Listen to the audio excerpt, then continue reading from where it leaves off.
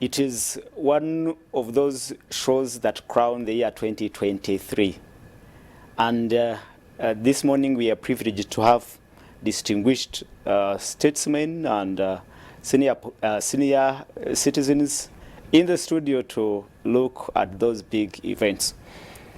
Particularly this week, my concern was drawn to the number of victims who perish in road accidents. And around this festive season, as it has been, the numbers of victims really increase. And we really appeal to the road users to respect the road regulations and the traffic rules so that we keep alive.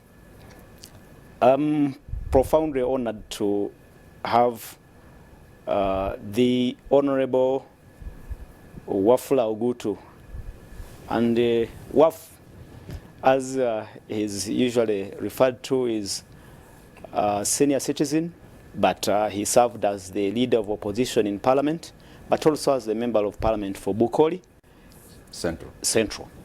I'm happy to have you on the show. First, speak to our viewers before we kick off the show. Thank you very much, Apollo, to give me and my colleagues opportunity to talk to your audience and share ideas and experiences. It's an honor. It's an honor when you are given such an opportunity to take it. Thank you very much. Thank you. And I will look at my colleagues whom I haven't met Mr. Cheno for a long time. And this one is a friend of my name of my daughter. He just told me. I'm glad. I hope we shall have a good show. Thank you. Yeah, thank you. And on the panel, we also have the Honorable Joseph Ochieno. And Ochieno is a policy analyst. I may not introduce him better, but he's a member of the Uganda People's Congress, one of those long-standing political parties in this country, and one that actually ushered this country into independence. I'm happy to have you, Joseph, on the show this morning. It's nice to be here. Thank you for having me. It's a delight meeting my two brethren here. Indeed, Waf is my neighbor in the other end of our Bukedi, and so is my other brother to the extreme right. And of course, people who are seeing your adverts were saying, what's going on? There's a conspiracy to have some, wise men from the East. I can say that it's purely wisdom. We are not going to do anything underhand. We love this country very much. Indeed. And for that, yes, I'm delighted to be here, particularly on this program for the first time. And yes, we hope that beyond these deliberations, people can have fantastic festivities, and that New Year looks like a country that, we look like a country that belongs to us. At one time, I ran a story on Soul TV, and it was about independence, and more particularly the life of Dr. Milton Obote. And you featured in that story, and some people called me and told me at one point you had been tipped to take over from Dr. Milton Obote. That's generous of you. In fact, I've just remembered that you did so, and in fact, yes, I'm grateful that you featured me, and I'm also particularly grateful that you did run the story. That's actually extremely important. Waf and I were having a quick conversation before the show about the future in terms of young people and the history of this country. It's extremely important that that history be told. On the question of where I was in the line of thinking for Dr. Obote, I am very lucky that I'm one of the few young people then who managed to have some time with him. And in fact, one of my biggest disappointments is that this country, the majority citizens alive today, younger people, did not have time to sit with Milton Obote, did not even have time to listen to him live. And that actually genuinely sometimes tickles me very badly. But as it happens, I am his official Wow. permanent spokesperson, so I'll speak on his behalf until I follow him in heaven. But one thing that I know is that he liked young people, Yeah. and I worked closely with him. But what I didn't know was that when he was alive, some people thought that he was fond of me in a manner in which I genuinely didn't know. So it wasn't true.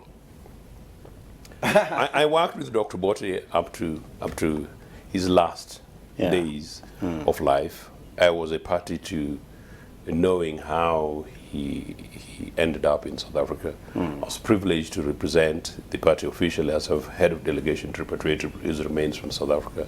I was fairly close to his family, still very close to his family. As far as my personal relation with him, yes, it was genuinely that very close, and I'm very, very privileged. Thank you. To have But I was a journalist and I was a teacher at Makerere at the time, and Mr.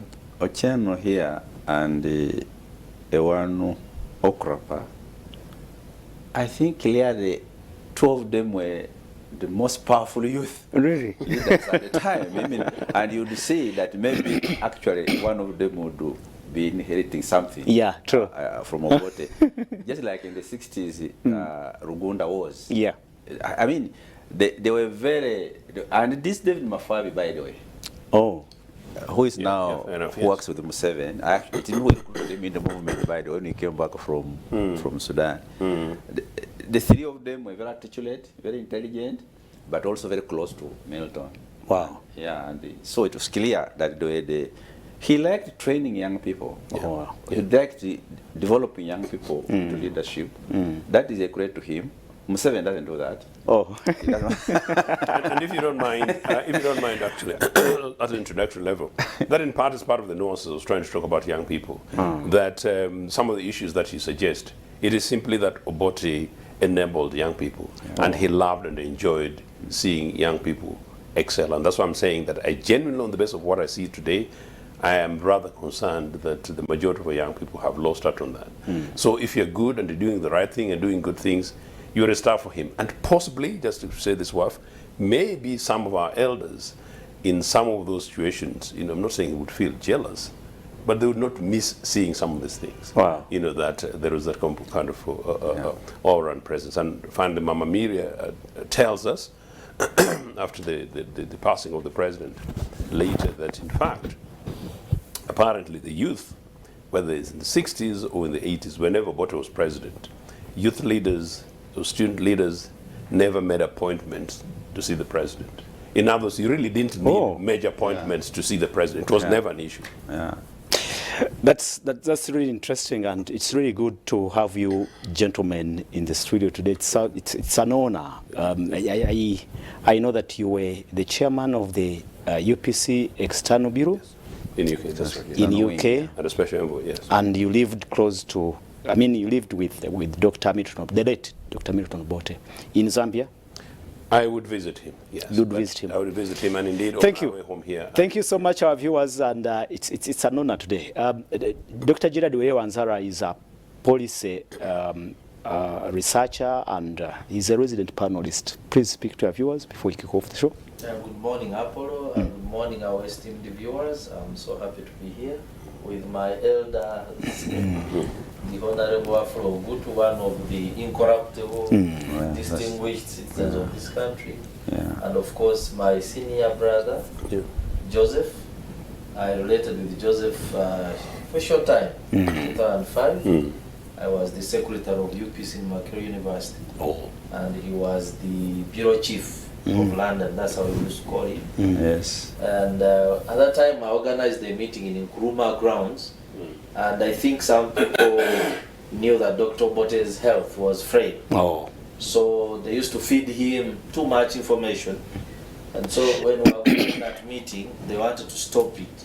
So we received summons from Dr. Bote to speak to him on phone. Through him. And I and my chairman, and we reached a consensus to go ahead and have that meeting, and he delegated him to attend and address that meeting in Makerere. So that's the history. Wow. Well, it's Interesting. It's interesting. And viewers, you will be part of this discussion too. You can send in your comments and observations. But the big topics today will be looking at the withdrawal of the East African regional force in DRC, where they had been deployed to help stabilize the eastern part, which is constantly in turmoil of armed groups and rebellion there.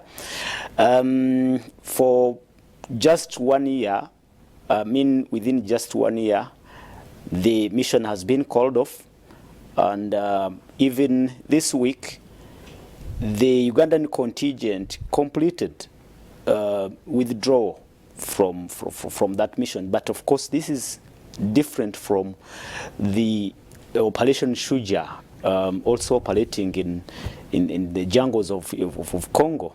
The East African regional force was particularly deployed to engage the rebel groups, the armed groups in eastern Congo, and the decision to withdraw arise from the leadership in Kinshasa feeling possibly that the regional force has not done its job well, and we'll be asking questions, and the parents will be telling us what they think about this short-lived mission, when actually there was a reason as to why they had been deployed. Well, what we know is that the SADC countries will be deploying, replacing the regional, the East African regional force. But why? Why? And then there are very many questions. I hope. I don't know if Dr. Gerard Wansara, you can use at least the first 5 minutes to tell us and give us that quick background of what you think this may be about. Thank you very much, Apollo. I think I will go back to the background because we have discussed Congo here quite a number of times. Yeah, true. And when at the inception of that peacekeeping or peace enforcement mission, you remember we said we will be there and we will live, and still the conflicts will continue in that part of the country. That was our prediction. That was our prediction here. And one of the issues that we raised at that time, I remember I said it here, was the issue of the mistrust amongst the leaders of the East African community. First of all, we go to the motivation for Congo to join the EAC. Our countries, specifically Uganda, Rwanda, have been key players in that part of Congo. And therefore, there was, leaving trade aside, trade benefits, because we can actually trade with the Congo without even them joining the EAC. And have been our big trading partners, even without joining the community. But the calculation at the time by President Tshisekedi was that bringing probably would be enemies and then joining them would be a way of finding probably a simple way of resolving the problem by all the players in the region. But on the onset of our intervention, we saw protests in Kinshasa, and particularly I saw Ugandan flags being burnt, on the street by Congolese, because their thinking was that we have been destabilizers, and therefore they could not trust that what we are going to do would actually rescue Congo. So what I can say is that the mission from the time go was unpopular among the Congolese people. And then also when we arrived there, what was the perception of the Congolese people? I saw President Tshisekedi saying that we are coexisting with the M23 and other groups as twins, But you remember that under the Nairobi Accord, we were supposed to occupy places that had been captured by the M23, and then they had to withdraw to their original positions. But there were allegations that we were coexisting, we are not doing anything, And if I can make you remember a little bit, there is the time that we had what they call the World Wars of Africa in Congo. Remember that when we were there, Congo at the time seemed to trust the SADC forces more than us, because they brought in Angola, they brought in Zimbabwe to try to secure the state. So I think traditionally there have been more of the allies with the South African Development Corporation than us, the EAC. And at the moment, what is going on? Congo is in elections. Yeah, true. Presidential elections. The nation is very unpopular amongst the Congolese people. President Tshisekedi cannot take that risk of being branded one who has brought the aggressors, the looters, to be the ones in charge of the country at the same time. So I think, whereas there are security issues, he's also trying to manage the politics. At home, back at home. Because it's a fact that Congolese don't want, especially the West, which is actually the vast area and has more voters. You know, Kinshasa is one of the most highly populated cities in Africa. So many people in Kinshasa. So you cannot risk those votes and then you continue dealing with a group that is deemed to be against the peace and security of Congo. Now, when you look at it, brings me to a broader picture of the EAC. What are some of the challenges the East African community is facing? One, rapid expansion. We are expanding so quickly as if the size is the only thing that matters. You know, in the even Somalia formally signed the Treaty of Accession on Friday, just yesterday. Absolutely, I followed and I like President Museveni nowadays. He talks like one who is so much pro-integration. But he has been. If I recall very well, when Gaddafi was pushing for integration of Africa, the opposition to Gaddafi came from Uganda. Yeah, true. The issue was that no, we are not ready. Gaddafi is too ambitious. Perhaps we are ready now. Let's have first regional integration. But the speed at which we are integrating is very fast. We are not considering issues of governance in the respective states. We have a lot of mistrust, even as with Rwanda, we have just reopened, you remember? 2 years, the borders were closed. And then right now, we have a chairman of the EAC who most times even forgets his own name. So I don't know how the integration is being led. It's being led by a person who can't even remember, President Museveni. He calls President Museveni of Uganda, President of Rwanda, President Suluhu of DRC. So I look at it and sometimes I feel embarrassed. But whether the integration is okay, yes. Do the points President Museveni raised good enough for us to pursue integration as Africa? Very good. But are we doing the right thing?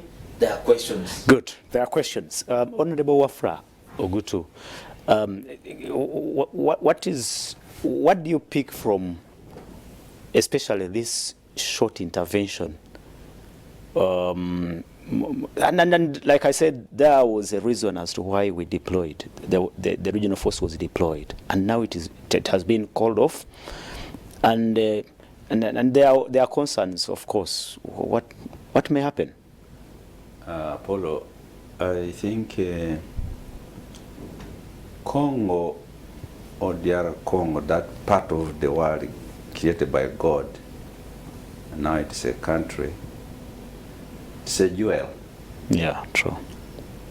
And I think it is going to be the last country on the continent to be peaceful and to be independent. Because of it is being a jewel. Congo is the one which has the greatest depots of minerals. Yeah, true. By percentage, I think Congo, when you look about lithium and rare earth minerals, gold, diamond, is number one in the continent. And Congo, therefore, is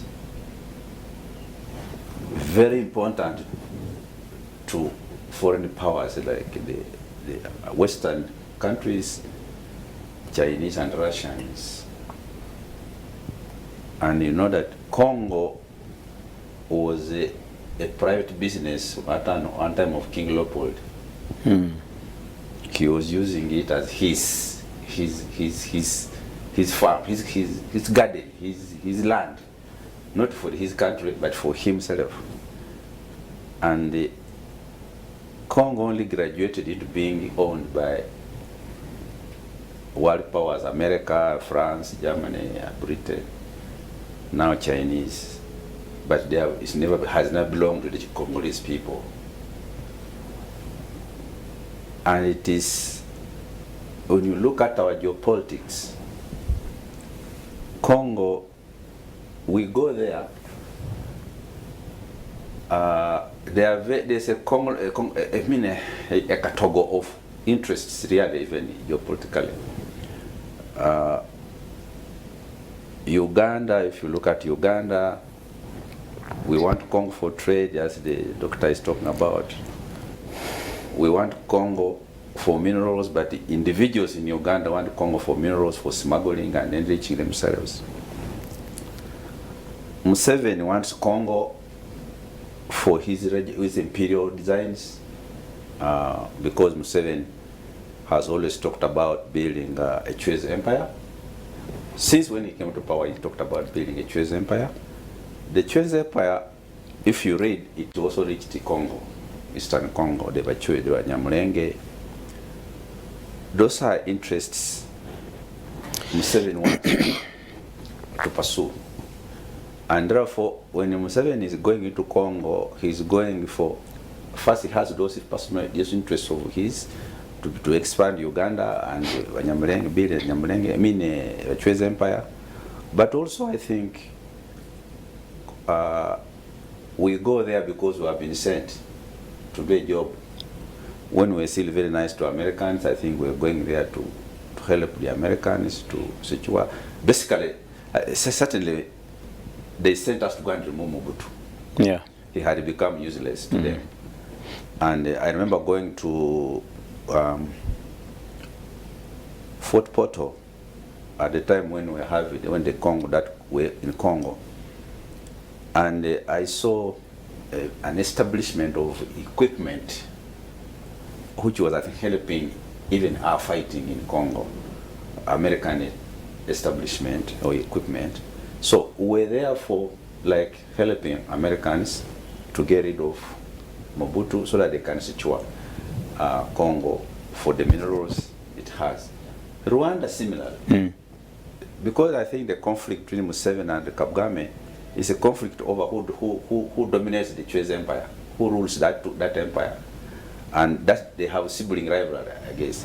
So Kagame would also want to be a part of Congo, to be part of Rwanda, and Museveni wouldn't mind having a part of Congo to be part of Uganda, and maybe eventually they might just have to have a state in Eastern Congo. Fortunately for them, and unfortunately for the Congolese people, the greatest wealth in Congo is in Eastern Congo. It's eastern part. Near Uganda. Yes. So then the smaller groups like Burundi, they also have their interest. Tanzania, again, the other part is Congo is one of the few countries with so many borders. There are so many neighbors. Yep. And all those neighbors have interests. Uganda, apart from Museveni with his Chwez empire, the Kasese people, the Bakonjo, lots of them are in Congo. There are Luru people, lots of them are in Congo. And all those, if you go to Tanzania, one time I met the late Idi Simba. Idi Simba was a Tanzanian, I think a banker, he was a politician. And we're in Arusha, and I said, but Idi Simba, I heard you are even a Congolese or Burundi. So we're talking about this integration. And so we also have many people in Tanzania who are from Burundi. And all these have their own interests. So what am I saying is that we have geopolitical interests in Congo, but what is supreme today, and for a long time is going to be the minerals of Congo and Western countries and Chinese and Russians. They will fight for that. And it doesn't matter because Mobutu was I think Congo has only had independence and the government of Congolese under Lumumba only. Patrice. Yes. And of course, you know how they killed him, even burnt him in acid and only kept his tooth. Because he said, who is this monkey who can unite this country and come to cause trouble for us? And that's going to be for a long time. We normally talk about these things. Okay, Congo coming to East African community. Yes, what does it bring? What do we take there? Yes, first we have a language problem with them. We are here, maybe the three of us here have never quite stayed in the Congo for 2 days. It is just like very far away from us. But yes, they could be integrated. And the integration of East Africa, the doctor is saying the integration of East Africa is growing very fast, yes. The problem is still an integration of leaders. I was part of the group. Not the people. Not the people. Because they stop us. Having free trade, having free movement, they stop us. They can fly, themselves they can fly and meet, but they stop us. They control us. Can you just walk in Rwanda? Can you just walk into Congo? Can you just walk in Tanzania? They will stop you. So that integration is growing quickly, yes, but I was saying I was part of the people who I was in the committee which on the revival of the community. I was part of the Ugandan committee. And we stressed this very much about people-centered integration and service-oriented. Because Dr. here may not know that this African community at the time when we were young, it was a very formidable organization. Yeah. The biggest, the original big employer. Who everybody want to work with the community. You worked with post office, you worked with railways, East African Airways, metrology, customs, all those were East African. 1 shilling, the same shilling. And it was important. Now, eventually it became, the leaders began fighting each other. When Amin came here, then of course Nyerere didn't agree with Amin, rightly so, with Amin and Kenyatta. They disintegrated. Now, how we can grow it? Why are we growing it? The question is, have we managed our own problems here? If you talk about integration in East Africa, is Uganda integrated? And we know Museveni destroys integration in Uganda. He creates little kingdom. Joseph here and I, we grew up in Bukedi. We were educated by Bukedi. We had, across every river there was a tribe, but we didn't know those tribes. My teachers were Ite Sota and Japadola in Samia. As soon as I went to senior 1, I've never paid school fees in my life, by the way. Oh. Bukedi educated me. Bukedi used to give me bursary. Through town council. My cousin was working there with Dr. Patel. Also, are you speaking about unity within the people? I'm speaking about unity in the country among people. There can't be unity of leaders. There must be, for politically, the unity which matters, the unity of people. I would like to go to Tororo. I would like Joseph to come to Samia, and I'm introducing him. This is a son of Japadola people, and he's honored. And my father is slaughtering him chicken. But here, the Museveni talks, for instance, about profiling, not identity. Yeah, politics of identity. What is wrong if I'm Msamia? Vis-a-vis. But it depends how I use that Msamia thing. Okay. This man is a Mugisu. He's a Mugisu. But does he's being a Mugisu, I mean being a Msamia, him being a Japadola, it doesn't cause conflict. It shouldn't cause conflict. But unless you solve that, but because you choose to divide them so that we never work together, then you are the one to say politics of identity. But we are not using it ourselves. Honorable don't use that identity. Now, you want to bring Congo, and yet you haven't solved internally here the politics of identity here, which you have created yourself. How are you going to unite with the Congolese? Oh, that is the problem. Finally, from you now, you've talked about the conflicting interests, competing interests in DRC, both from the continent and outside the continent.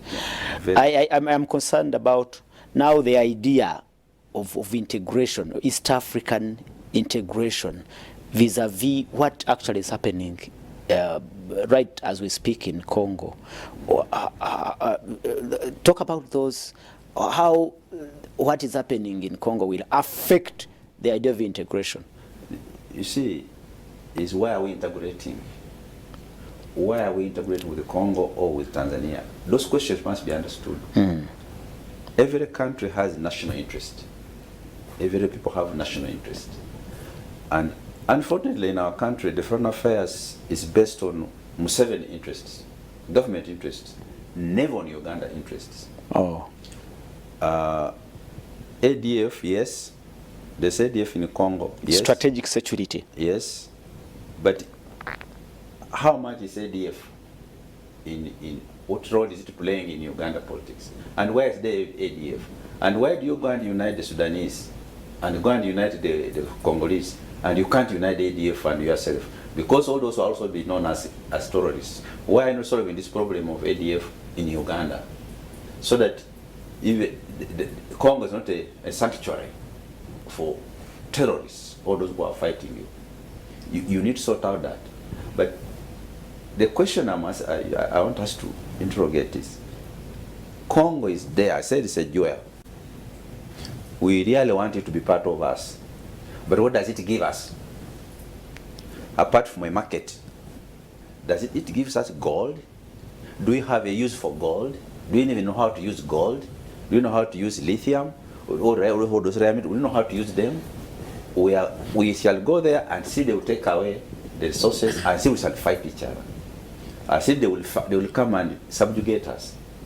We must be able to establish such issues and our interests, and then go for in pursuing those interests, we pursue integration. Thank you so much. And Honorable Ochieno, we have moved as far as integration is concerned. We have the East African Legislative Assembly in Arusha. We have actually worked on some of those pillars in the treaty to some level. The Honorable talked about movement of people, but now going to Kenya, I just need a national ID. It is somehow, somewhere, not there, but we are moving. But now when you look at what is happening in Congo, a brief intervention to quell the situation, the armed struggles in the eastern part, then eventually the mission is cut off. What do you think about now the whole idea of integration? We haven't moved, and if we've moved, then we've moved fundamentally, criminally backwards. I don't know at what point I should enter the conversation from my brother Gerald to indeed my elder brother Waf's fairly detailed submission. But if it's movements in the direction you think you want to suggest, I want to tell you we've moved substantially backwards. I have been a critical observer and a critic of this messy integration. I want to tell you that I have the privilege of representing and hopefully future leading the political party that was a founding member of the East African community. Yeah, true. You guys were being very generous to me earlier about some of my experiences. Indeed, those are very important, and they inform in part what I am suggesting. One, the regional East African community, as has been kindly presented, was far, far, far too ahead of integration politics globally. Yeah. I have a magazine in my library elsewhere in which Ted Heath, then British Prime Minister in the actually late 70s, suggests that had the East African community not been broken, it was going to make East Africa, then which was Uganda, Kenya, and Tanzania, difficult to penetrate. Number two, the then European Economic Community, EEC, that is now turned into the European Union, studied and focused and set itself on the image of the East African community that one is talking about. In other words, an organization founded by our visionary leaders in the 60s, by actually early 70s, within less than 10 years, were so sufficiently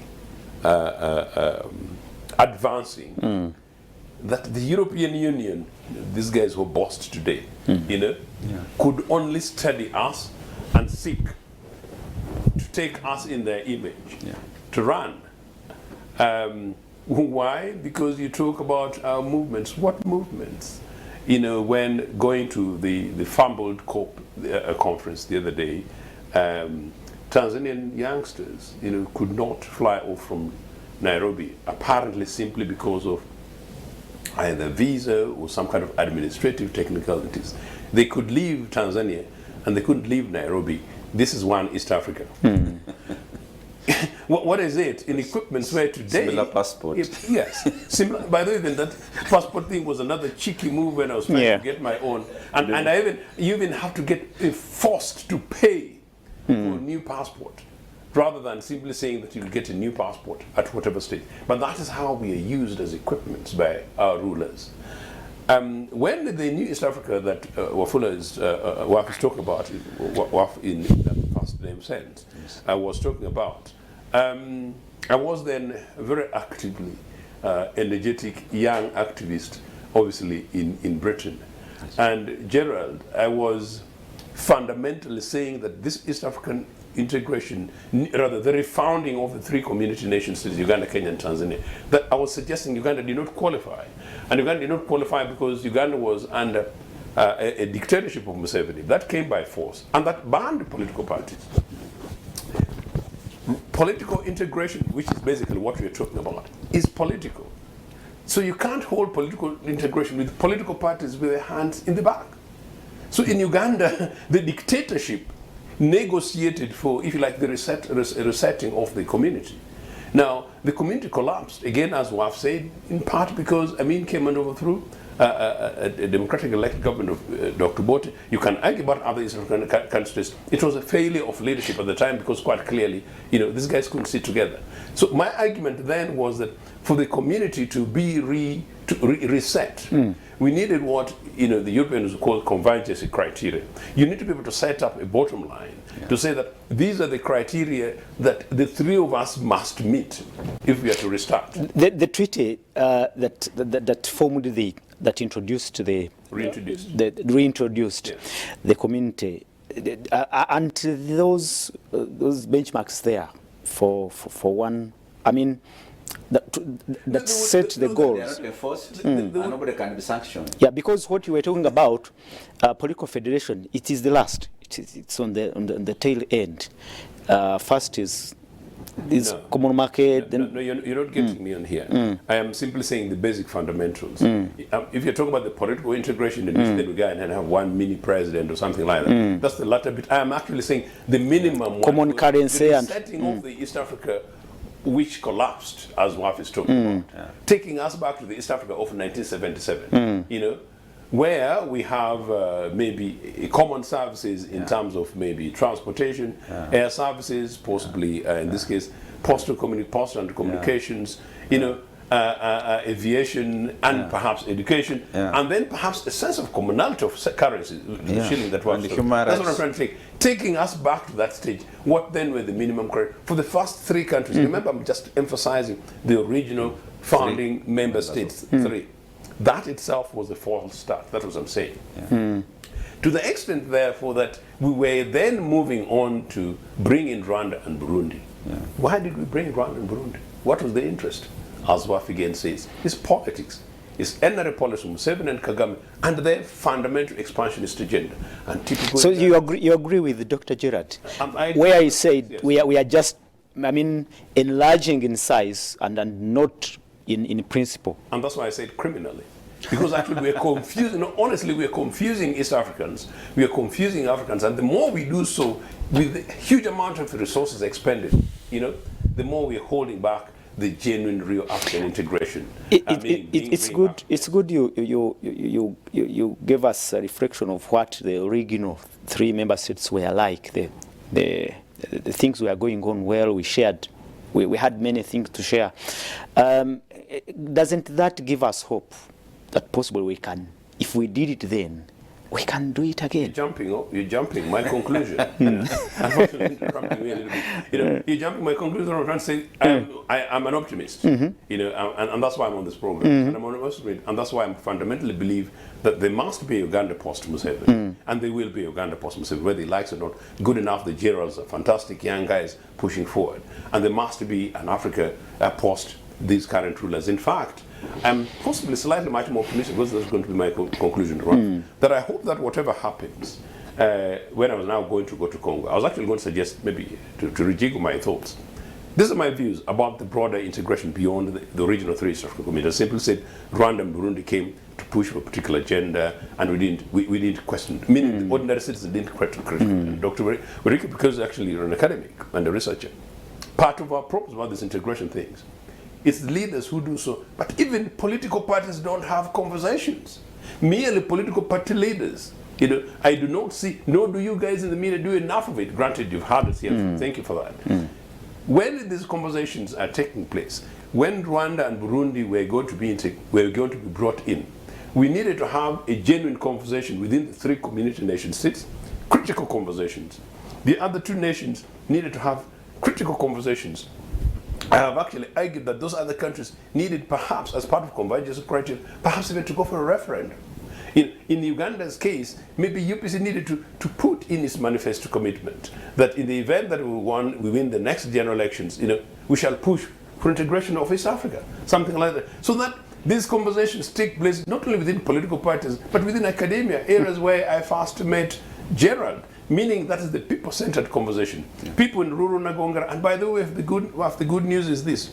My best teacher in this country is a teacher I'm looking for.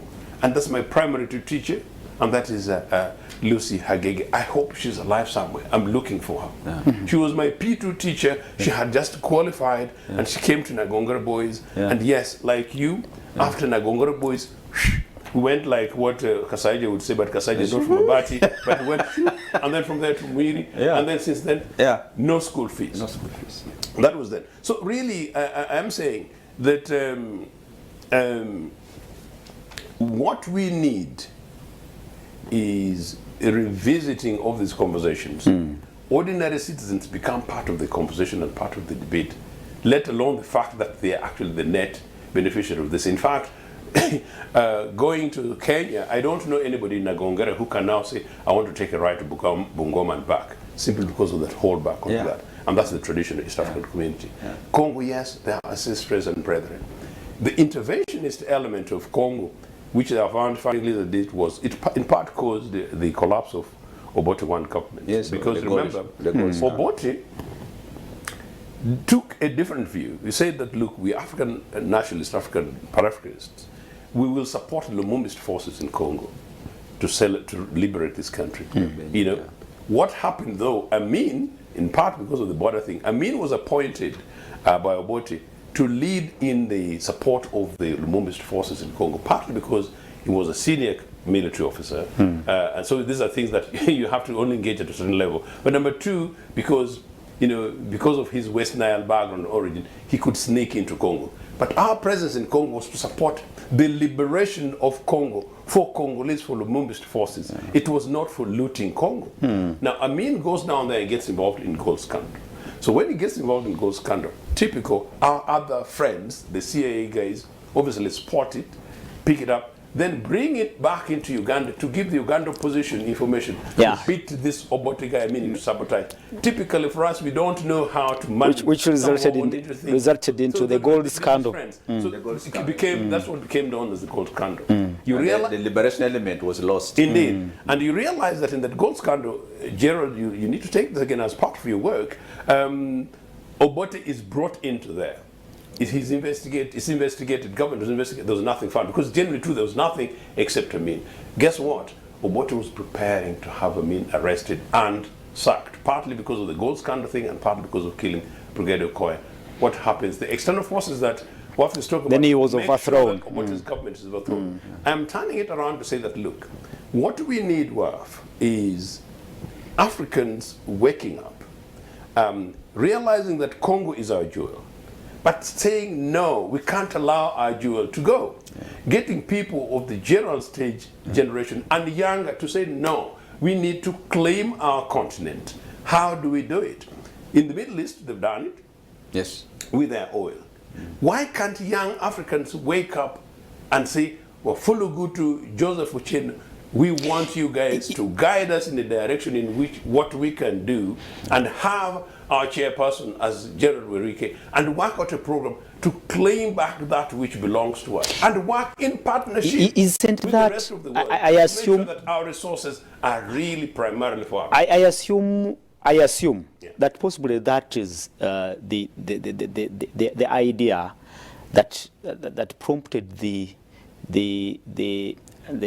African leaders, founding leaders, the founding leaders, Yes. to also bring on board Congo with its own resources, the huge resources that possibly help the region benefit from. Not at all. That's what Waf is saying, Ali. That's not the case. This one here is a convergence of interest. Men, predominantly men with a few women, men who are basically looters for themselves. Oh. Remember, as I said, the intervention in Congo of the 60s cannot be related, compared with the intervention of the 90s, which was basically going to loot and rape Congo on behalf of others, Okay. and with a few, in the interest of a few people in this country. We are going for a break, Honorable, but just one minute. Yeah, because if you look at Africa, the Obotes and that group, that generation fought for independence. They were nationalists. Yeah, true. African nationalists. And they cared for the honorable person because they came from there. Then there was a wave of toppling them by now agents of our External forces. They everyone they carried out. Yeah, I mean here he's giving the example. Israel and Britain they deeply involved in removing Obote, installing Idi Amin, and that went across the continent. So we have nationalists fighting for independence. Then the enemy studies them how they behave. Then they undermine them. Then they bring agents. Right now, agents have been removed since the Berlin Wall. We have been seeing them going down, but they have indicated that they have another method of dominating us. Now, I'm very much interested in what is going on in Burkina Faso, Mali, Niger. It could be another wave again of nationalists. Yeah, African nationalists. Trying to stave off. And those boys, those young people, the way they are treating France will go kneeling, by the way. If they hold on, but they will kill them. Yeah. Assassinations may again become an issue. We'll be going for a short break, gentlemen, and our viewers out there, but I think we still need some few minutes to wind up on this issue. Honorable Ocheno is talking about a conversation back home on how best this idea of integration can again be redesigned. I don't know how that will be done. We already have a parliament of the community in Arusha. Possibly, you're saying we should now bring the conversation back home again. You've again talked about enlarging in size, not in principle, in the original principles. How can that be done? One time I was having a conversation in Apollo with one of the Tanzanian presidents in Dar es Salaam. and we're discussing the community. And he said, our leader here was very obsessed with the federation. Political federation? Yes, and him being the first leader of the federation. And he was saying that actually he put so much for Rwanda and Burundi to enter the community. Not so much he wanted them to be integrated, but he wanted the votes. To vote for political federation. For him to be the leader. The first leader of the community. Okay. Such interest. You can never be for the ordinary people. And I was told that by... If it is true, those can be... Well, viewers, we have to go for a break. But when we return, we still have Honorable Wafula Ogutu in the studios. We have Honorable Joseph Ochieno in the studios and Dr. Jared Wanzala talking about the East African community and how the whole concept is being actuated and the challenges happening in the member states. Let's go for a break and return after this short while. But remember, when we return, we also have to look at Parliament. The integrity of Parliament is still, I mean, the question on the integrity of Parliament has again popped up. Let's go for a break. When we return, it is the dialogue.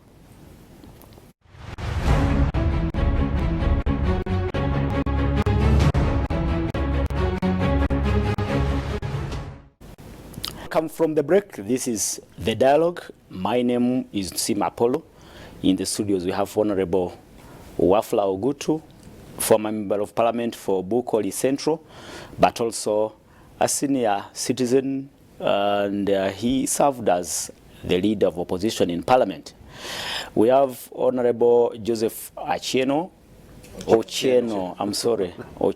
and he is a policy analyst with a rich history of UPC and this country. We are privileged to have you on the show. And Dr. Jared Wanzala is a policy researcher, public policy researcher, and he's a resident guest here on the dialogue. We implore you to send in your comments and observations. We are speaking about the withdrawal of the East African regional force that was deployed in Congo just a year ago to help stabilize the eastern part, which is prone to conflicts, rising from those several armed elements. And the government in Kinshasa called off the mission. They actually refused to renew the mandate, to extend the mandate. And now what is coming out is it's because of mistrust within the member states and all that. And we are really concerned about the direction the integration is taking, and the prospects of this whole idea about regional integration. Can we wind up, gentlemen? You were proposing that a conversation about the whole idea of integration should be brought back home, and we see how we can redesign what we can. I don't think at this point we can now change the borders, because Somalia is already in. It has extended from the original 3. Now it is we are 8 member states. I think, is there a chance to start from there with the 8 member states, and then the conversation starts there? Or it's, I don't know what you think. I don't know whether WAF could guide on this, having been a legislator and having participated in some of the drawing off for some of the protocols. But as it were, I'm not quite sure that's necessarily the issue. The point is that there was no way in which we're going to discuss this without looking at the context, the contextual background, and so therefore reality. Particularly since part of our conversation is to try and seek a way forward for this. Whatever happens, the form it is taken, as I say, is an informal form. DR Congo and South Sudan and now Somalia. If you do the straw poll in Kampala, forget about in Busia or somewhere in Bubulo, the majority of the people will not know what we are talking about. And indeed, possibly if you go and arrest it, in quote, capture all legislators today and say, bang, Honorable so-and-so from Bulisa North. Could you tell me why Somalia joined? Could you tell me what benefit we're getting from DR Congo? They'll juggle for you the standard stuff, and in many cases they will fail as a test. Yeah. So that is how bad it is. But we are saying as Africans, the three of us are integrationists. In fact, as it happens, all of us are Pan-Africanists. Wafa knows. In fact, yes, the three of us happen to be people in politics of the left, including our good young society here. So we fundamentally believe in one united, solid Africa, and in fact, we couldn't wait, possibly all of us, for one government in Africa, but what form? Where it is at the moment, I think the introductory part was simply to tell you that, well, it was a fudged process from the beginning. What do we do at the moment? I think I'm simply saying that, well, we need to reclaim the debate at political party levels to critique these matters. We need to reclaim the debate at institutional structural levels, including academia. You guys in the media need to do so. So that possibly we hope that next time round it will not be saying that Libya is joining East African Community because Mr. Museveni thinks that some Libyans are going to airdrop for him some arms to use for beating up his opposition. So that's how opportunistic it can be. But I think that that is not the issue. The issue then, of course, linking to this conversation, which is a contribution I've not made, is the withdrawal from Congo. Quite clearly, as I said, Congo was officially, Uganda effectively invaded Rwanda. We did. Yes. Uganda invaded Burundi, and Uganda and Rwanda effectively invaded Congo and occupied it. Yeah. The problem is that they didn't invade and occupy. They invaded, occupied, and plundered it. And all these invasions were not for Ugandans and by Ugandans. It was by self-interests. So at the moment, the Congo occupation, which has now led to many of these mutual suspicion. I was telling another program last week that I had a junior colleague in work, somebody who worked under me somewhere in UK, a young Congolese guy who simply came and told me that I was the only Ugandan he trusted. And the reason was basically that not only did he mistrust Ugandans, but he could use the word hate, that he hated Ugandans because we occupied and destroyed his country. And very, very motive observation in a broad day, 10 o'clock lunchtime, 10 o'clock break, in a conference room, and somebody is being very, a young person as such. So that's how bad it is. What do we do? I think that we are not going to do much to change the status quo. My appeal for younger people is to engage more younger Ugandans and younger East Africans to get involved more in politics. Thank you. So that through our political activism, we're able to check what the leaders do allegedly in our names. Because you talked about Arusha. Of course, the East African Parliament is there. I was reading, watching actually, there's a clip that did around, talk about Obote again, in 1969, where Obote was seeing off members of the then East African Legislative Assembly. And it's actually a live clip saying that, you're going to Arusha to represent Uganda, but remember that when you reach Arusha, you will no longer be representing Ugandan interests, you'll be representing East Africa. Now, that is the spirit of this African thing that we want. Which is missing. But so, I had some people who wanted to become members of the recent East African Legislative Assembly, part of the campaign and debates in political parties. My own UPC allegedly lost a slot for DP. That's how Mike Museveni plays patronage politics with these things. And I wonder, of the candidates that I saw, and I'm not going to talk about it very deeply, how many of them just genuinely understood East Africa? Okay. How many of them genuinely understood? So in other words, currently, in the East African Legislative Assembly, how many of those guys genuinely have an idea what they're trying to do? No, some of these places are offices for work. So maybe, yes, we may actually blame the leaders at the top, which by and large they take responsibility anyway. But no, I think it's the nature of politics, particularly coming from our end of here, the world here in Uganda. Thank you, Joseph. Viewers, you can send in your comments on 0701 609906. Make your observations short so that we get through them very fast. Thanks for the program, Apollo, and all dialogue panelists around. Always, I can't miss it. Alex, live in Kisugu. Thank you so much. This is Mugerwa Richard, and he said, thank you so much for bringing our leader of opposition. I like his submissions. and he's Mgerwa Richard. I think he may be a member of the FDC there. Maybe. Oh, just an admirer. No, he said our leader of opposition. Okay. Yeah.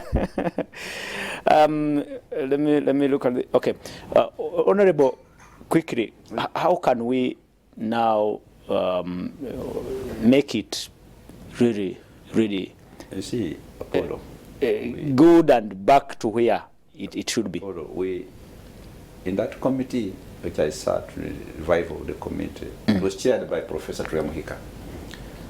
In that committee, we were very emphatic on the question of people-centered community.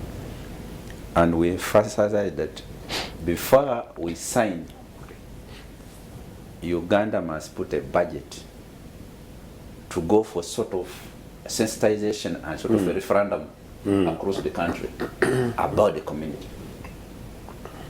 We're very mindful of Uganda, for instance. Uganda initially They were skeptical from the beginning. Skeptical about the community, even it one of the good ones, right? So we wanted the people to be involved and give their views. There are homes in Busia town where the border passes through in the middle of the homes, like General in Angweso, where there's a border, the house of the wife, another wife stays here, another wife stays here, and there's a boundary. They have never moved away, right? That is their traditional land. Now, people like that needed to give their views, what they think of the community which you are reviving. Now, and Joseph I just mentioned, that boy in Congo, I mean Congolese boy telling him they hate Ugandans. Have we solved the problem of plundering and raping of people in Congo? Has there been a reconciliation? No. Will bringing them to community stop? The matter was taken to court, the International Court of Justice. We lost. We lost Have it. we paid? We haven't. Maybe we haven't paid. Even the court, Apollo. Have the Congolese people appreciated that, okay, these are brothers, they did that, it's over. They demonstrated from the word go when our troops went to Congo, right? So even this withdrawal is the same pressure people had at the beginning. Siskedi is facing a political problem. The election is coming. People don't like these forces. I don't think they even appreciate this whole community business, the Congolese people, because they think Uganda and Rwanda have gone there and looted them and raped them and tortured them and killed them. You have to solve that problem first. So that's people-centered. They didn't kill presidents there. Okay, Bambutu died there, he was removed, but they killed ordinary citizens. So that is what we must be discussing. Then when you have finished that, now you go general, what do people want in the community? And what do you bring aboard? And what do I bring to you? Okay. Then it will work. But otherwise, the way it is of meeting in Arusha and meeting where, and it is just hogwash. But Honorable, finally, when we ask these people, I mean, who are at the forefront of the integration process, Yes. About how the process has progressed, well, they acknowledge that there have been challenges, but there is that sense that let's move on. Slowly by slowly, things will get better. At least they rely on the few successes. No, don't you find any good thing? I do. I good. do find good thing. But I'm saying the good thing which should have been developing naturally is curtailed by laws. Oh. Right? I would like to drive to Busia and drive to my Budalangi, to my uncle's place. I want to be asked questions. In Kenya? I'm just going to see my uncle. And I will drive back in the evening. They have given me chicken, they have given me some rice, they have given me fish, and I come home. If you don't mind, wife, just briefly. In Ireland, the north and south were divided, one island. Then they had conversations about borderless islands. Then they had conversations about the Republic of Ireland versus the other. Then there is this conversation about the European Union, which then was a community before Britain had exited, which exit was basically about racism rather than anything else, but that's a different topic. You fly from London, go to Belfast with your ID, wherever. In fact, you basically walk in to Belfast. From Belfast, you drive, and I did many times, to Dublin. You actually don't know But we have that you've crossed the border. And people will tell you that, well, they only realize that you're the other end because of road markings, apparently. Yes. They just different name, signs, yeah. and merely that. Yeah. And they use it. So free movement of That's people free That's movement vital. of people should be the and first goods. step. Primarily the first. Yes. So people must feel it. Like Waf was saying, the shilling. Like Waf was saying, I can't wait to go and work in Nairobi. Yeah. Like Waf was saying, Yeah. I can't wait to fly to Sorority Flying School and learn from them. Yeah. I've got a friend of mine, a PhD graduate, recent PhD graduate, somewhere in the UK, ironically. You know, she now had to get another job in the States because of getting mere clearance. This Ugandan, young, beautiful Ugandan, clever Ugandan citizen, got an international job in Nairobi, and she couldn't get clearance from London. No. Wow. You know, this is not a British resident, someone who went to do her PhD. To study, yes. And these are East Africans. And unfortunately, our time is running out, and Okay. the producers, please, if you can run that that number on the screen, we would want to get comments from our viewers. 0701 609906. Send your comment, make it short and precise and to the point, and send on WhatsApp or on the SMS platform, the short messaging system platform. Tell us what you think. In just 1 or 2 minutes, Doctor. No, you have load-shedded me. Yeah. The members, yes. My fault. At least me and you have had enough time to discuss this. I'm asking, the members are proposing that we do a reset. Is it possible on the idea and process of integration? Of course, in their submissions, I don't think they're saying everything is wrong, but they're saying we need to be serious and pay attention to certain critical issues.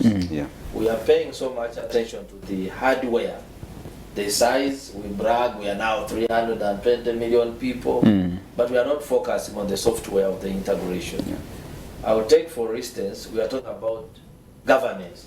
One of the conditions for any country to join the EAC is in the protocol. Yes. You must demonstrate democratic principles. Yes. Yeah. Good That's governance. the common thing you were talking about. Yes. Correct. Which Now, others if- don't obey and are not sanctioned. Yes, yes. If you scan through the members, where is this? They hold elections after every certain We period. do not have the capability in terms of, say, political succession. Today, you are seeing that Tanzania is attracting more investors. Yeah, true. Because it's more predictable. Kenya used to be a favorite, but also nowadays, every time there's an election, there's a stalemate. So it's a problem. Uganda, the absence of war does not mean we Peace. are in peace. We are not in peace at all, and we are continuing to fragment the country every day. I've got districts based on ethnicity, Yes. you know, creating kingdoms where we had no kingdoms. Yes. So it beats the understanding. Then the other, This week, somebody told me they are pushing for a Ngoma district, a new district, Ngoma. those are the Yes. issues. Oh And, my God. recently, I saw the president writing a letter to the first lady.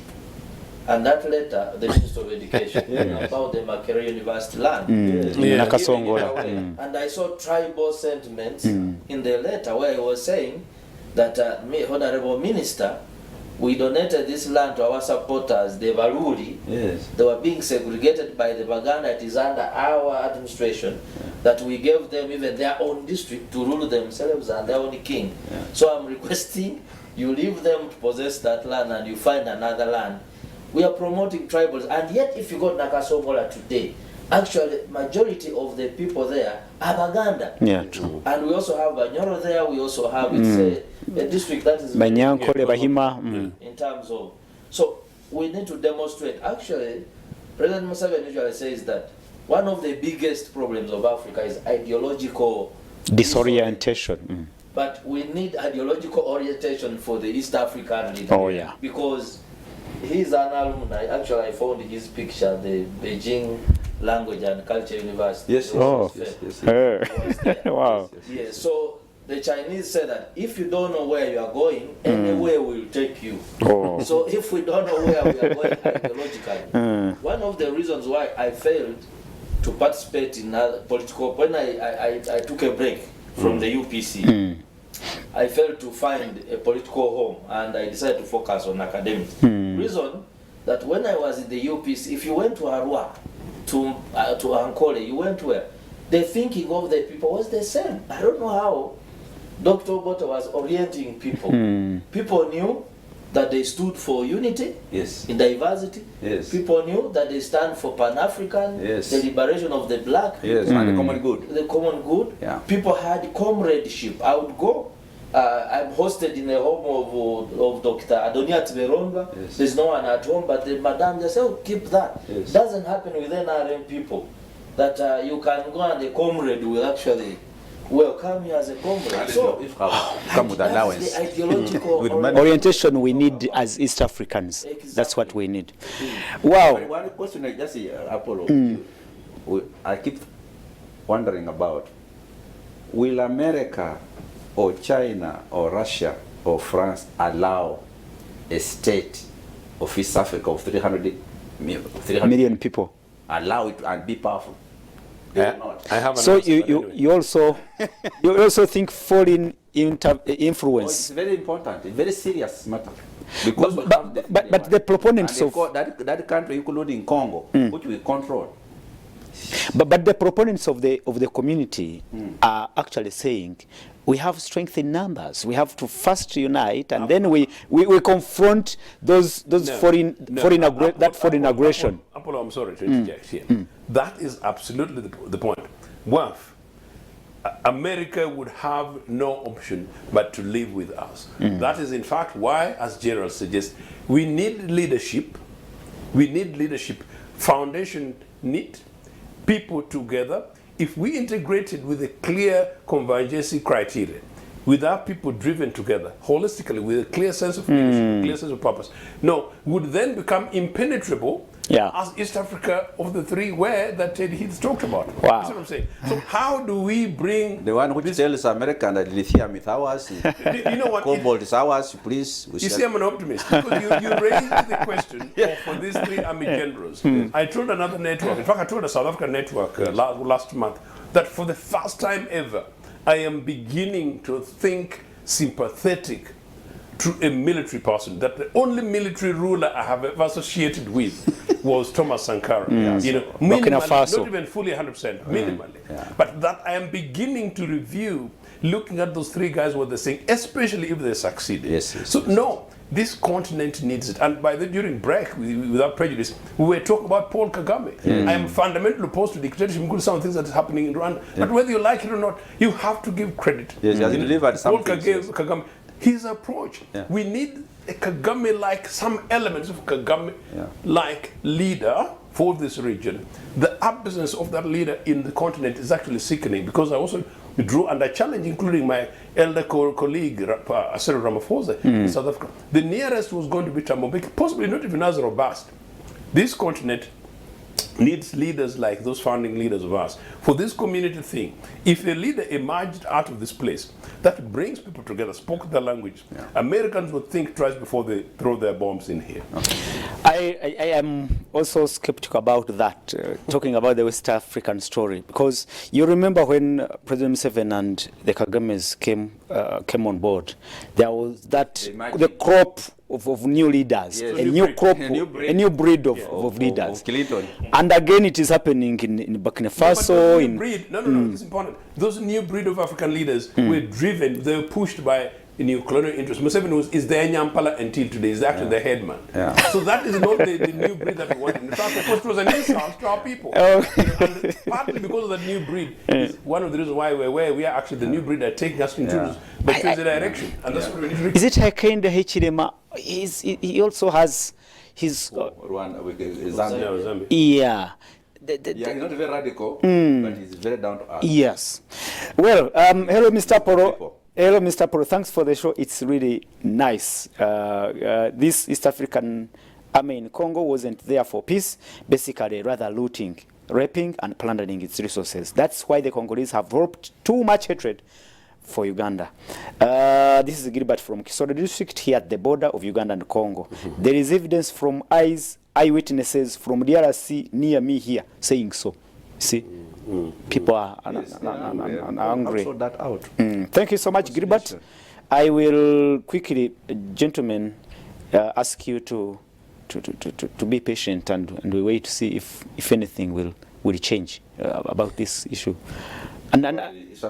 Yeah. We shall have to work for it. Can't change by God is the decree. No, that's true. Oh, we shall have to work for I it. was seeking for patience to settle. No, actually, I want to suggest, put the discussion at rest. To rest. No, I want to suggest that young East Africans, particularly starting with Uganda, which is our jurisdiction, young Ugandans ought to be extremely impatient starting from now because the stakes are too high to wait for tomorrow. And this mess about this God, I know tomorrow is a Sunday, is around Christmas time. Oh, God will come. No, God does not commit miracles in a vacuum. That is daring God. Yeah. Young East Africans, young Ugandans need to get up, run, and God will enable. Wow. Yeah.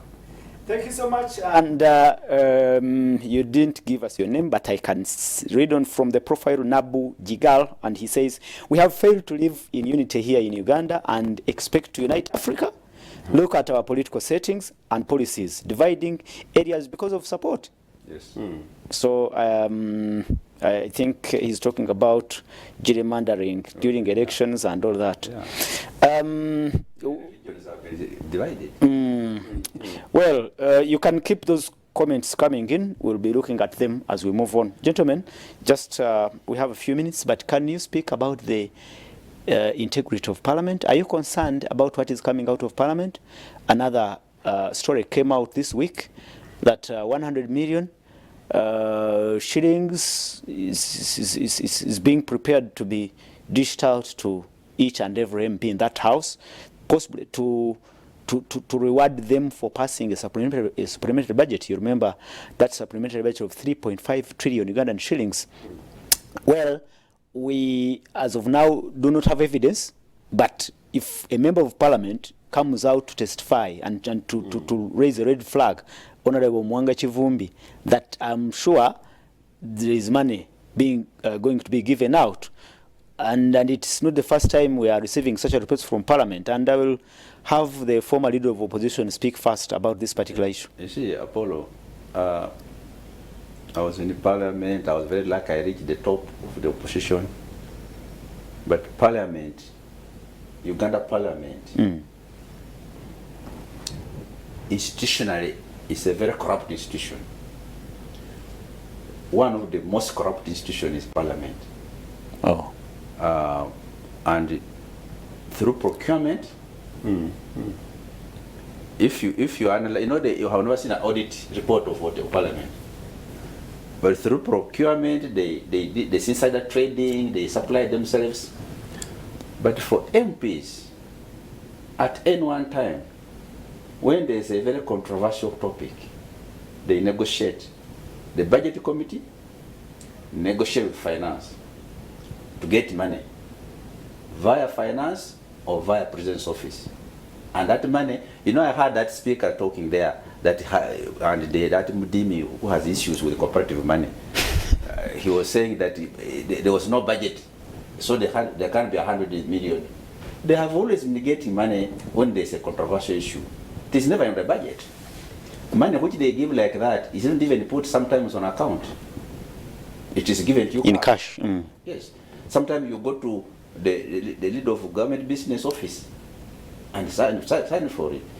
When I was in parliament, I returned money of parliament, which was put on my account illegally, which I thought was legal. You returned it? I returned it. Oh my God. I used to return it in terms of using the travelers, the travelers checks, this bank draft. We used to, but eventually people realize when you return that money, it doesn't go to Minister of Finance. It's still good. They share it in parliament. Yeah. So people then take. You remember what we call Article 1.2. It was money which was being given. First it was an MP from Bale, an old man there, who was talking to Museveni, and he had too many dates and wanted to be helped. Them says, okay, help. Then when they are giving, they realize even opposition MPs have debts. Everybody has debts. Then they gave out money, 100. They were giving about 140, 30 million shillings. And I raised the flag, red flag. MPs attacked me, my own MPs. Attacked me in my office. Why are you talking about this money? But I was driving from Montinda. I was low. We are there at Kololo, that strip, I remember. And I talked to who rang me was the Secretary General of NRA, Lumumba. Justin Kasule. Was she Secretary General or was she Chief Whip or something? She rang me, what you are complaining? If you want, you can just come over and take the money. But on my list, 6 of the members are MP, are opposition. See, the top 6 names are opposition. Who had picked already? The money. And so I talked about this. Then the MPs came for me. I remember Ken and his wife was the first one to come. To attack me in my office. So the parliamentary were very dishonest. Whenever, you know, have they ever accepted I've been given money? No. They have never accepted.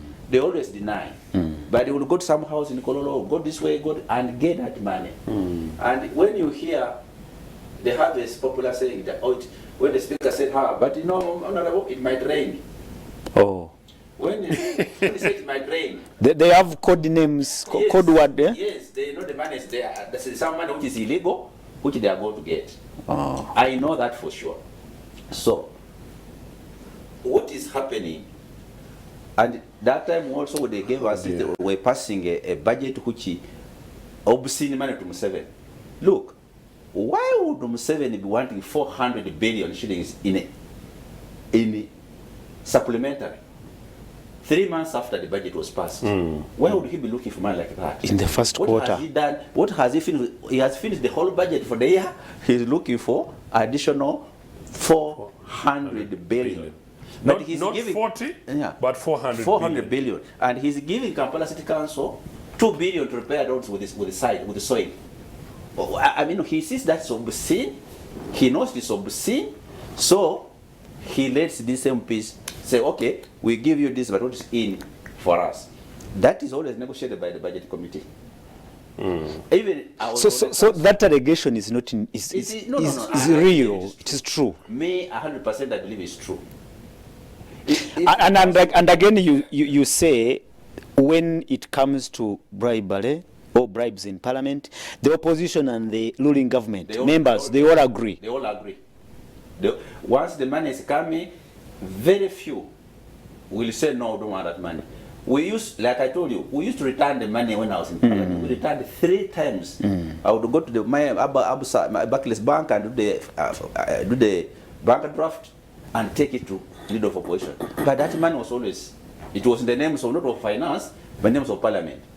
Then they would take the money. It will never be. Honorable. So this idea of saying it is not true, and the speaker was talking there how this money is from you are talking, you are man of Kisibisiaga.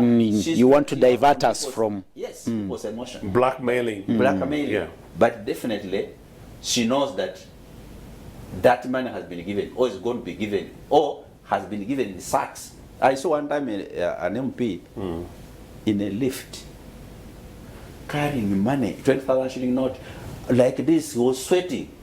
He had been collecting money from Prime Minister's office. Lots of money. I said, Jesus. But this is a peasant minister MP who was just a small boy somewhere in the Soga there. He's carrying this obscene money. MPs, they do that. So there is no integrity to talk about in parliament. There isn't. I don't know whether our parliament has got. There are very few people with the integrity there. Very few of them. Okay. Very few. Majority will take the money. Thank you, Honorable. What do you think? And where are we going if what the Honorable former leader of opposition is saying is true, has said is true? What do you pick? As a former leader of opposition, is one of the most celebrated citizens of this country. And there is no reason why you should doubt him. If anything, They should be breaking news stories, should be the headlines in all the national newspapers, for Sunday papers, including the fact that he's one of the most celebrated media personalities. Yeah. So why would he tell a lie? And he names very significant personalities, which is absolutely shameful. Just like we talked about the East African question. No, I think this is a rotten system. The only way politically that this country will change to a better direction is basically making sure that we get rid of Mr. Museveni. Don't take him to Lozera, but make sure that we give him an opportunity to retire like a Moi of some sort. But he shouldn't blackmail us. Mr. Museveni needs to resign and retire, but very urgently, very quickly. To resign? To retire, whatever the case, but you know what I'm trying to say. Whatever word, will it happen? Can it happen? The people of this country are 45 plus million. Yes. Most of them are very young and very energetic. Many of them are led by Gerald and Yanga. There is no reason why they cannot commit themselves to be able to do that. 20 million of them to radically do that, possibly even 5 million of them to radically do that. In fact, I suggest that all we need is 1 million determined young Ugandans saying no, enough is enough. Elder Waf and Elder Ucheno need to be able to go to Tororo and Busia and to Mbale and to relax and have a sense of respect and regard as we check and chase our grandchildren, and then we give counsel to the future generation of this country in Moyo, Koboko, and in Tungamo. We need to be able to do that.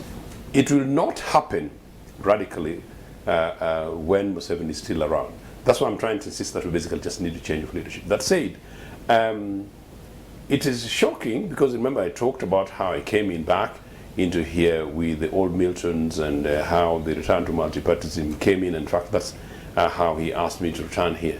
Part of the problem is that by the time political parties were restored, 2005, I think our polity had already been so fundamentally personalized, plagiarized, and monetized.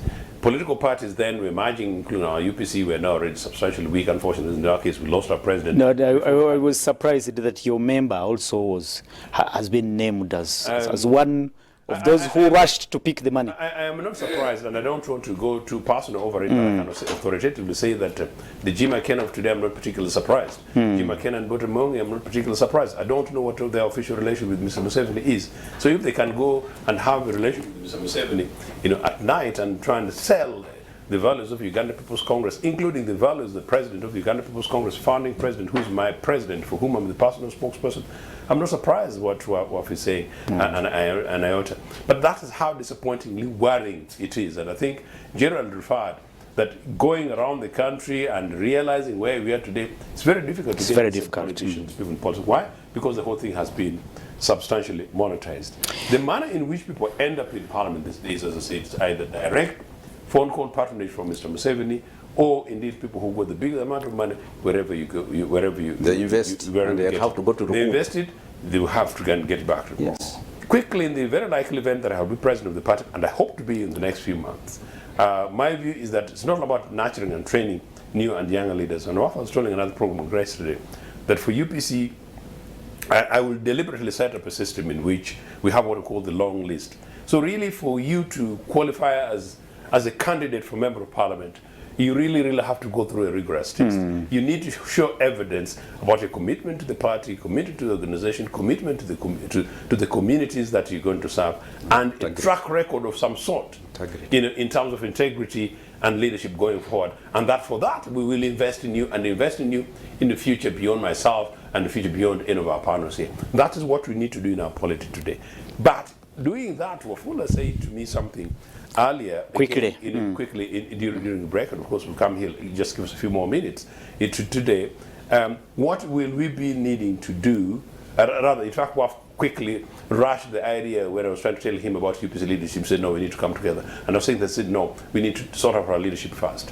It's very urgently important that a leadership that emerges out of Uganda People's Congress, indeed a leadership that emerges out of the challenges FDs and other political parties have, become leadership that are men and women with integrity, but with a sense of focus and purpose. So that I want, as a UPC leader, to engage with the FDC leaders who are genuinely equally purposeful, NUP leaders who are genuinely equally purposeful, DP leaders who are genuinely equally purposeful, and indeed I've committed myself to engaging people, including leaders in NRA, who are genuinely equally purposeful, so that we're able to reclaim our country and then we're able to reorganize and reclaim our polity. Thank you. Those of us as leaders must begin to lead in an exemplary manner, in a selfless manner. Those are the kind of things that we need to do.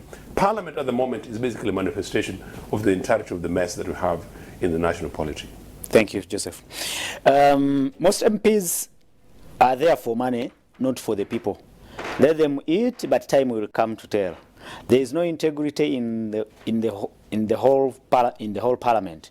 On the floor, they aren't worth, but in corridors of parliament, they chase journalists to showcase their faces. Okay, the English is it's so disgusting, but the message is clear. The sender is really disgusted about what is happening in Parliament. And he says youth are wondering why would they vote even. Parliament is like hell with too much corruption, debating about fake issues day after day, yet there are other crucial issues facing the nation. Accidents, abuse of human rights, all. There is no openness among parliamentarians. For Mr. Museveni, he's like king this. Okay, I get your message. Thank you so much, and thank you. The name. Okay, Gilbert again. We only have a few minutes. I give you 2 minutes, Richard. And good enough you have been doing oversight on activities in Parliament for a very long time. He wants to go to Parliament. Hey. And put the money. Well, of course, our Parliament is like a bat that is hanging, looking upside down, and thinking that it's actually upside. Exactly. That's what. Gerard, be fair. Those are our representatives. Yeah, but you see, the other way I can tell you that you go to Annex F of the Rules of Procedure of Parliament. It will tell you that MPs are supposed to act, with openness. Yeah, true. One another in public interest. Yes. They are supposed to build public trust. Yes. They have a duty to fight corruption and to promote public accountability. Yes. Now, if you have a Parliament where these allegations come every day, and as I summarize, we have here a very good example of Dr. Kagabo of the NU. Yes. He's not a crazy person. No. He's a medical doctor. Yes. He came up and said, we have found 40 million strange money in the account. Yes. He went and withdrew it and took the money to Parliament. Yes. He was disowned by his own MPs and the ruling party MPs. And the Speaker. In a sane country, like say FBI, would have swung into action and said, Kagabo, take statements. On which day were you in Kololo? Yes. What did you enter with? Yes. Did you come out with a bag? Yes. And that would be the starting point. Yes. But at the end of the day, the whole thing was taken as a joke. He was being threatened with being sent. But even the office of the IGG got involved in that particular issue, but it died a natural death. That is the syndicate handled it very casually. Actually, I was shocked when he said, we had a discussion, you have been forgiven. So how do you... No, he was forced to apologize on the floor of Parliament. And where did the money go?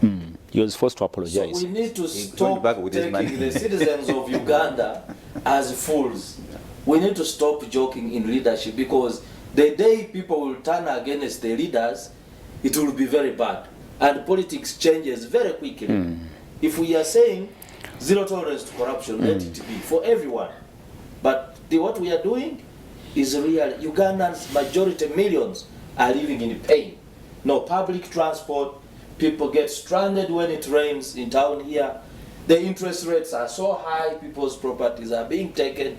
And then every day what they were about to take the national mosque was also about to go. Absolutely. This is what is that so to money lenders. The Speaker who is now saying it is not true about the 100 million. It's all bullshit. That was an allegation that was picked from the Speaker's house residence. Where did that man pick money from?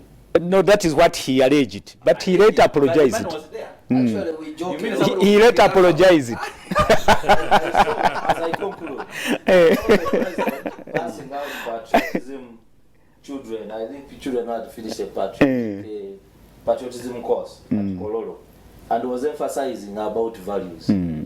Actually, those children will look at what we are doing as a joke. They will never practice the patriotism we are teaching them. Our time.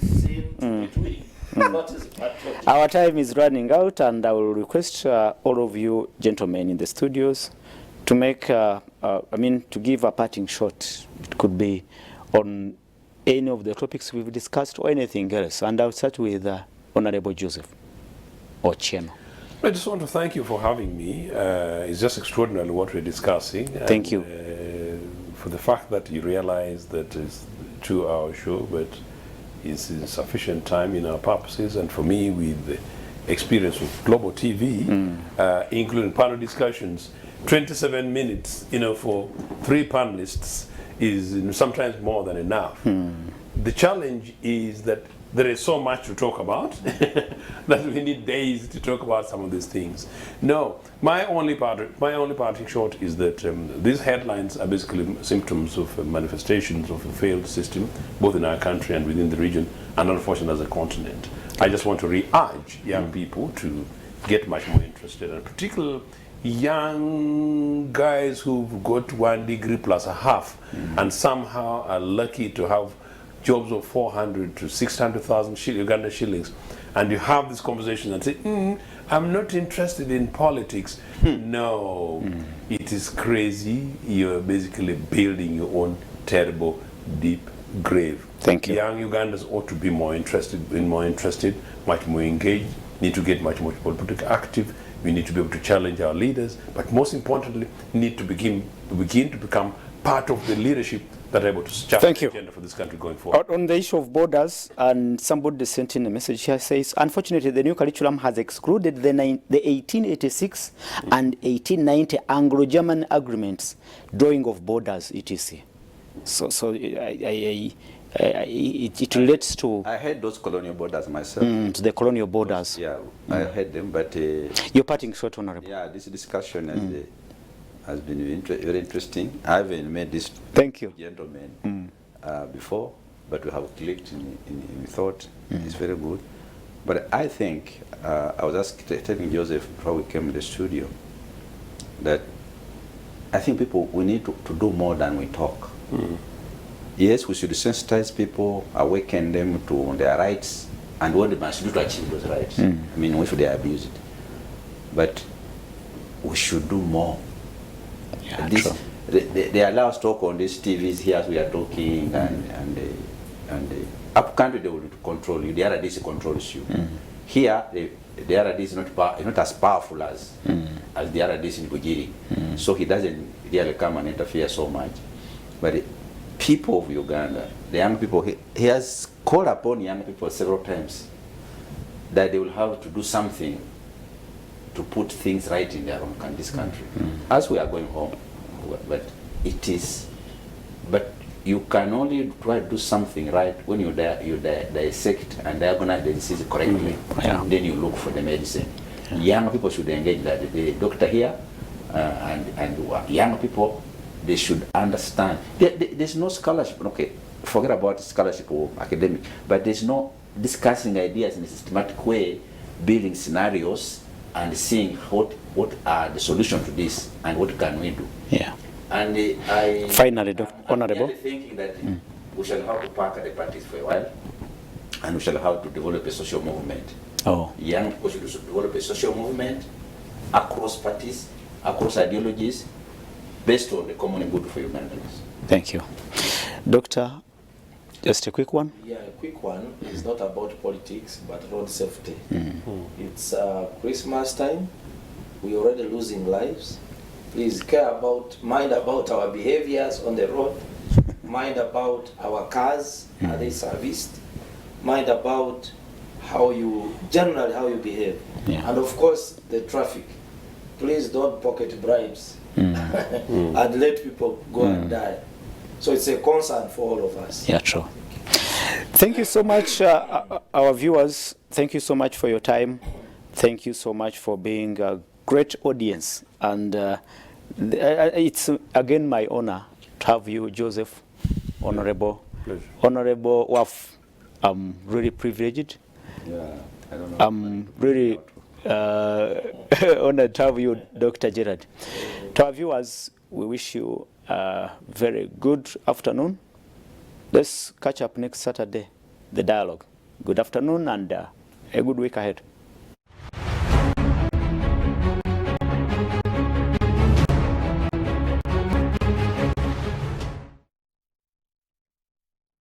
All views and opinions expressed in this program do not reflect or state those of Soul Media and its management. These are